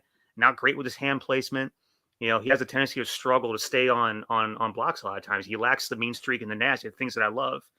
And maybe that's why I drop him down a little bit. I don't know. But you love his athletic traits. His physical traits to me are a little bit more on the average side. But you love what he does athletically. The way that he can move about the field, make it to the second level, shift his body. He's a guy that I think with, the appropriate coaching could end up being a pretty big time dude and lends you that position versatility that we love. He might be a guy that I think could be available in second, third round for us if we like him enough. And like I said, he has some intangibles. He has the athletic traits. he needs just a little bit more, molding of the play though for him to be a guy that fits really well. But again, like I knocked him down initially, didn't put him on my list initially because I didn't like the way that he necessarily played from like a demeanor standpoint. But I went back and watched him again. The kid's interesting comparatively to some of the other guys that we talked about. Yeah, on those guys, yeah. I mean, Max Mitchell from Louisiana. I was watching the DeMarco Jackson tape, Appalachian State versus Louisiana, and Max Mitchell was, you're right, starting right tackle. A little light. I think he's a guy that you're right, going to be kicked inside, but that's a guy we talked about, right? Moving, laterally, he's got the the quickness to be able to do that. And I think moving him inside, getting him a little bit stronger. I think that could be a guard there too as well. So Max Mitchell is a guy that intrigues me, and you hit on Dylan Parham. Again, the guy was super impressive, super competitive down at the Senior Bowl. I like that. I like seeing that. But yeah, I think he's a center all day. So I think we'll see what happens there. So yeah, of those guys, I think Max Mitchell and Dylan Parham really kind of caught my eye as well in terms of their tape and also their play or participation down in Mobile in the Senior Bowl. So I think all those back there in the background. I want to find you a safety, Neil. I want to find you a veteran safety so that we don't use this 39th pick on a safety. So here are some veteran safeties. Use a 39th pick on a safety. I want to use. You just said Dax Hill. If I'm saying if he's there, you got to think about it, kid. Okay, here I'll get you a veteran safety. Right, I'm here. Do you like you like Quandre Diggs from Seattle? You want him? The guy made a Pro Bowl a couple years. Might cost you some money, but he's a guy that is not big in terms of stature, but definitely a guy that is a sure tackler in the open field. I think he's a guy that you can be very intrigued. Playing him next to someone like Eddie Jackson. So Quandre Diggs from Seattle is out there. I like this Jordan Whitehead from Tampa Bay. Again, he's not a guy that give you much in coverage, but man, talk about an open field tackler, that guy that can bring the hammer, a guy that can be a guy that can bring a physical presence that we keep asking Eddie Jackson to be. I think Jordan Whitehead could do that for you from Tampa Bay. I want a strong safety to be that. I just want Eddie Jackson to make a damn tackle. That's all I need him to do. Just put his arms around somebody, bring him to the ground. Stop giving up 80-yard touchdowns. I got some more players for you here. Let's see who else I kind of pinned out here for you. Justin Reed, the guy from the Texans, only 25 years old, coming, a second round pick out of Stanford, I believe. So he's a guy that's pretty impressive in terms of you put on his tape. I talk about Jaron Kearse, the guy formerly from Clemson, was I think a third round or fourth round pick for the Vikings. Really kind of was only a special teams guy there. Went last year to the Cowboys. And had I think had over 100 tackles playing that safety position for Dallas. So talk about a guy that can come in and probably be a nice strong safety opposite of Eddie Jackson. There's a bunch of guys that can go out there and you can probably bring in for 1 year, 2 year contract. Some of the guys I just brought up, those guys are big time, like Quandre Diggs, and some of these guys are going to get long-term deals. So it depends on how much you want to invest in your safety. But and we talked about day three. A couple of guys talked about last week was Jalen Petrie from Baylor, and then Wanya Thomas from Georgia Tech. Those are the kind of guys you can get in the third, or fourth, fifth round. So that's why I just, again, nothing against Dax Hill, fine player, pretty good tackler. I just that pick 39, it's got to be, like we said earlier, it's got to be an offensive lineman or receiver. It's got to be someone's going to come in at a position of need and make an impact last year. I think those guys, that position, there's going to be plenty of guys graded high enough to be, worthy of that pick 39. My opinion. At pick 39, if Petit Frere or Zion Johnson are available, and we take a wide receiver, I'm going to lose my mind. Yeah. Well, what if it's Chris Olave or one of the guys from we expect to go in the first one? I'm going to lose my mind. Well, I agree. I think offensive line is going to be a huge need. Now, Aldo made a great point earlier. We got to see what happens for agency. They're going to attack one or other or both maybe in free agency. So we'll see. We haven't even touched on defensive line guys. There's so many question marks on defensive line. They're going to a 4-3 front. Is Bilal Nichols the guy they envision playing that 3 technique? That's a very, very important position in this defensive front. We cannot overlook that. Think Tommy Harris back in the Lovie Smith days, Tank Johnson, guys like that, a Warren Sapp back in the heyday of the Buccaneers. Those are the kind of players at that 3 technique that you're looking for in this defense. And if Bilal Nichols doesn't do it, I think he can. I think he can be a contributor. I don't know how well he'll be in that position, but this coaching staff is going to have to find someone to play that 3 technique. Like I said, a premium, dominant position on the defensive front. Super hard to project D line right now to even think about where that might fall in the draft for us. Super hard. until that kind of like settles a little bit, the dust on that settles a little bit, it's really hard to think about where we could take a guy, where we need a guy, how high up we need to go to get a guy. Who knows? Maybe 39 ends up being spent on a 3 technique. Who knows? Yeah, and then the guy I've earmarked right now is Devontae Wyatt, if he's even there, if he even makes it 39. Love that kid. Yeah. Yeah, he was actually talked about very early in our show as a guy that was the question. If he's available at 39, would you guys grab him? I think it's a consensus here. I mean, a lot that depends on free agency and what the needs are, but he would be I think a steal at 39, given the importance of that position under this new defense. That's the thing is like you have to address left tackle, whether it's and I prefer they go and sign someone in free agent, sign a veteran. It doesn't have to be the big Teron Armstead signing or maybe a Dwayne Brown, the guy from Seattle could be come in and be a 2-year vet stopgap. And then you can get a guy like, well, let's go in the 4th round or in the 5th round if he drops to you, and you can bring him in and you can develop him behind a Dwayne Brown. And by the time Brown is done with a year or two, you can plug, well, let's go in there. Or maybe Borum. Maybe Borum can develop into a left tackle prospect for you, and you feel comfortable when you coach him up, and then he could be your, but you got to get that position solidified. You got to get whether it's and I hope it's a veteran. I hope they bring in a veteran and you plug that position up, and that they go from there. But you got to attack these needs, obviously, in both free agency and in the draft. But if say they address left tackle in the draft and they sign a couple of receivers in free agency, and I feel you feel a little better about that position, then you can start looking at positions like corner, safety, linebackers maybe. Then we can kind of move on in terms of other positions. But the left tackle, receiver are just 2 primary needs right now, just crying needs on this team. In terms of corner, I actually wouldn't be too upset about next year going in with, Johnson, Graham, Phil Dort, the nickel. Would not be upset about that, especially if Graham develops like he did towards the tail end of the year with his time on the field. He grew pretty fast, and this year with a full off season of development. We didn't have that last. We didn't have a full offseason development last year, which I think killed a lot of these guys. To be honest with you guys, I think it killed a lot of these guys' development. Not just because of all the COVID garbage, not being able to have like a normal training camp, not having the normal OTAs, the offseason voluntary work, all the other stuff. With a full season of normal offseason stuff, I said a full offseason of normal scheduled workouts and development and training and program. I feel pretty good about those 3 guys right there. I don't know about you guys. What do you think? I like all 3 guys. I'm a big fan of Graham, big fan of John Johnson. I still have hope in that Vildor will develop into a nice, at least a slot cornerback or a backup.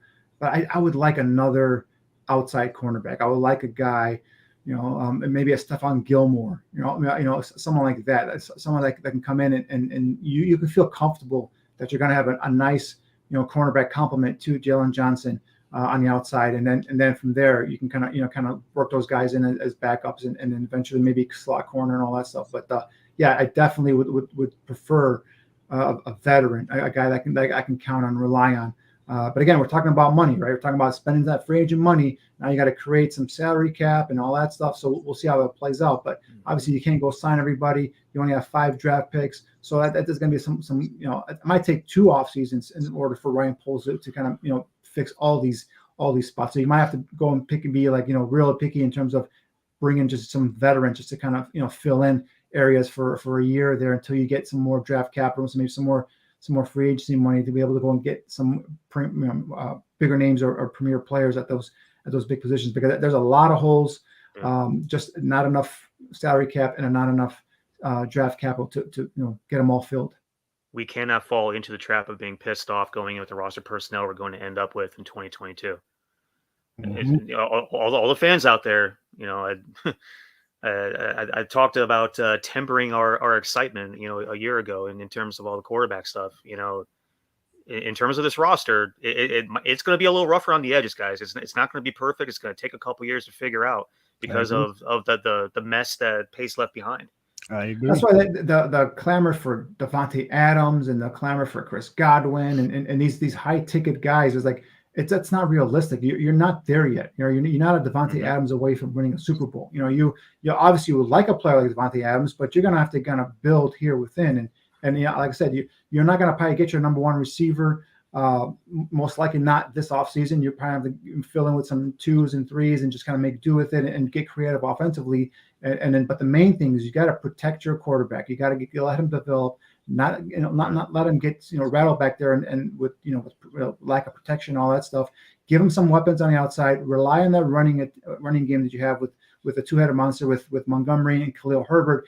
And then now you play, you hope that defense can come around and some of these veterans that were kind of, like Eddie Goldman, can he go ahead and play that one technique and be a presence in the middle of the defensive lineman? Can Bilal Nichols be that great technique that we've been talking about here? Obviously, you got the two guys on the edge. Can Khalil Mack and Robert Quinn stay healthy and produce?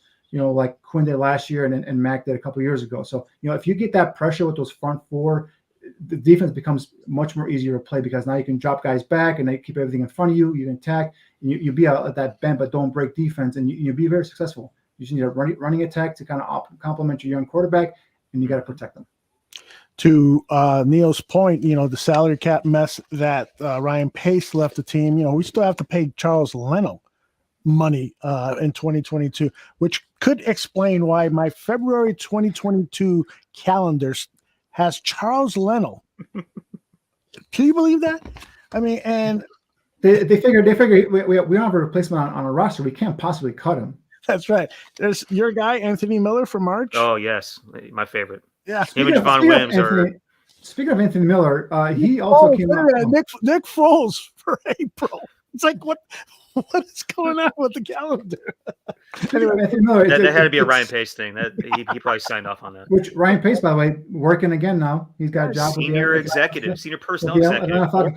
The Falcons take all of our ex-GMs. They have Phil Emery on their payroll. Now they have Ryan Pace on their payroll. They have some ex coaches as well. So people from Chicago just go down and to Atlanta. But yeah, I mean, you see Anthony Miller kind of backed up and kind of gave his story in terms of what happened with Matt Nagy. Allen Robinson, same thing, and then obviously with Trubisky. Sorry. We're getting all these stories now from all these former players. One guy I'm dying to hear from is Akeem Hicks, and the fact that he has not come public yet, I think, is because there's still a smidgen of a chance that he might re-sign with the Chicago Bears. But please go on with your point, Danny.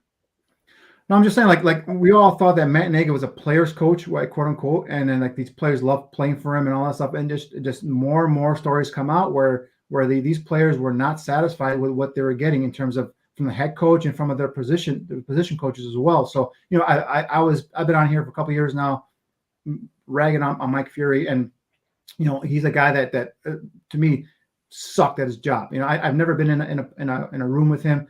But I can just see from the players on the field, no one got better under his watch. So that's the thing with these coaches. The head coach coaches everybody, but these position coaches, they're vital. That's why when Matt Eberflus was filling up his coaching staff, that's like I want to see who these guys were, and I liked seeing guys had NFL experience, guys that have been done this for multiple years, that have been with teams for a long time. Like these guys have that experience to go and coach these guys up, hopefully, and make them, better players on the field. And that's something that they stressed in the opening press conference was coaching these players up and making them better.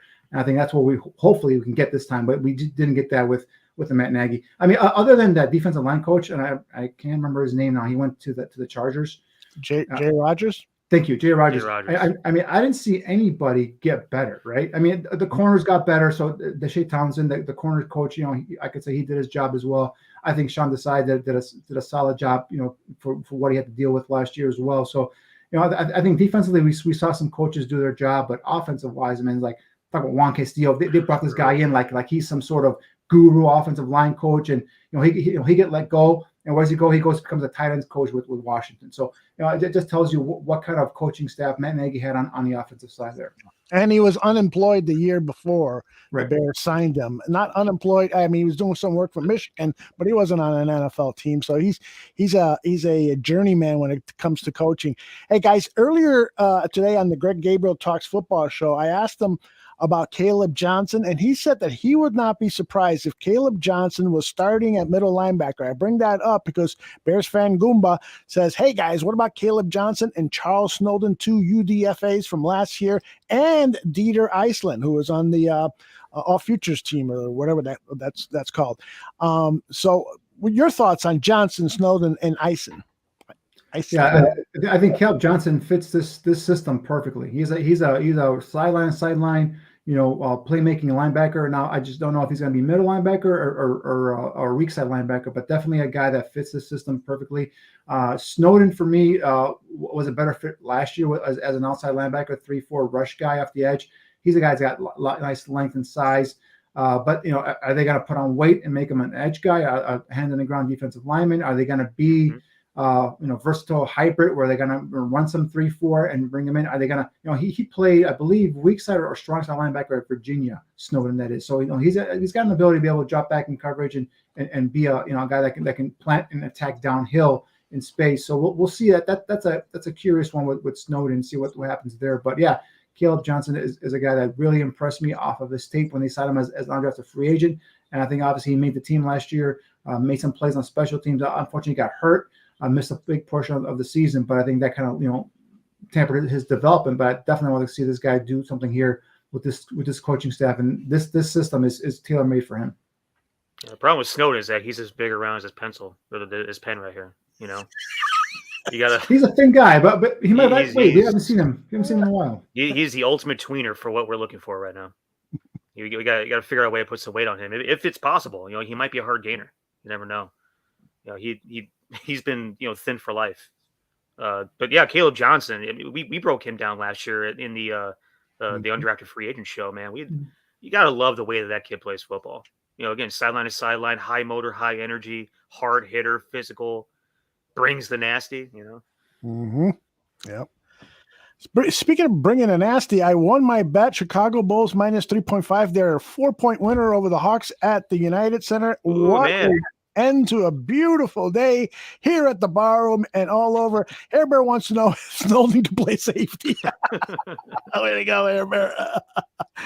These guys have been great. I want to tell you, this show is going to be on demand here on YouTube, so that's the best way to see the show, to appreciate the show because of the video clips and those two handsome gentlemen above the screen here, above my ugly face.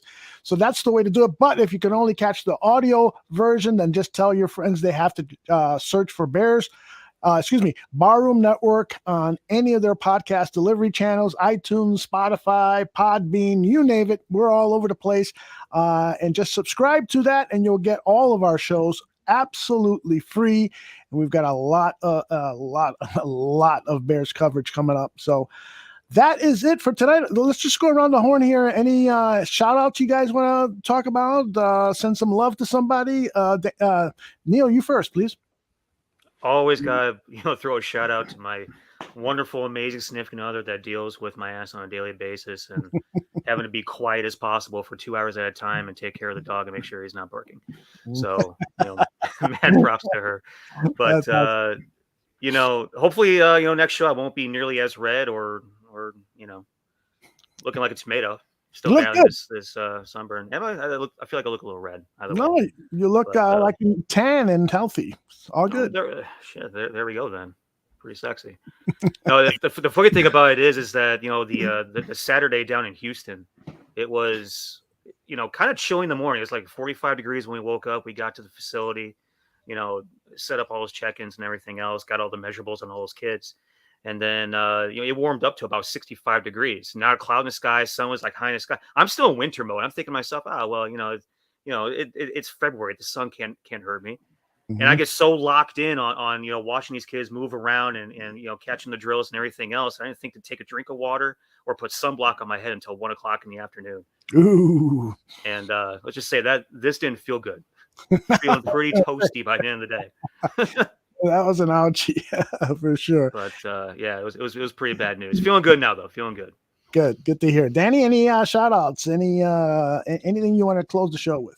Just shout outs to our listeners, man. They gave us the DeMarco Jackson and a couple other players here that they want us to go ahead and break down for them. So I just say, keep it bring it on, guys. You guys are very knowledgeable in terms of some of these prospects that are coming out for the Bears. And if there's any guys you guys want us to go ahead and break down, both Neil and I, shoot us a text or hit us up on Twitter. For me, it's at DShimon56. And then Niel's is too long for me to go and read out to you, but Niel can do that for himself. But yeah, just give us these names of these players you guys want us to break down. Again, we're concentrating on guys that fit the need, fit the scheme, and are realistically available for the Bears at their their allotted picks. So there's guys you guys want us to look at. Just shoot us a tweet, and we'll go ahead and we'll break it down for you. Yeah. And for me, that Twitter handle is at NIEL STOPCZYNSKI. Nice and phonetic for you. Makes a whole lot of sense. It's too long for me to say it.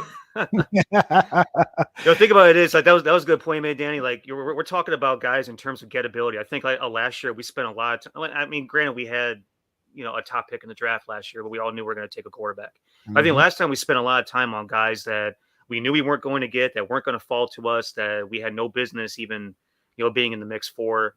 This year we're going to focus specifically on guys that should fall to our picks, and we'd be in line for, should they be there. The gettability factor is pretty huge on this year's show. So just, hit us up on Twitter, DM us, whatever the case may be.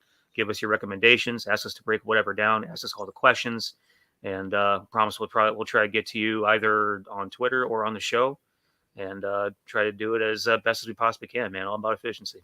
Yep. And in the weeks ahead, if you want to send us your mock draft, send us your favorite mock draft. Foster says he's already done 67 mock drafts this year. Send us one of those, and we'll evaluate it here on a future show. That I think will be a fun exercise for all of us to do. And that is it. Swanky says, great show. And Swanky, you just arrived. I know you just because that's your first post on the chat room. So I know you just arrived. So check it out on demand here on YouTube and of course wherever you get your podcast. That's it for this show of Draft on Tap. For Niel Stopczynski, Danny Shimon, and myself, Aldo Gandia. Take care, everybody.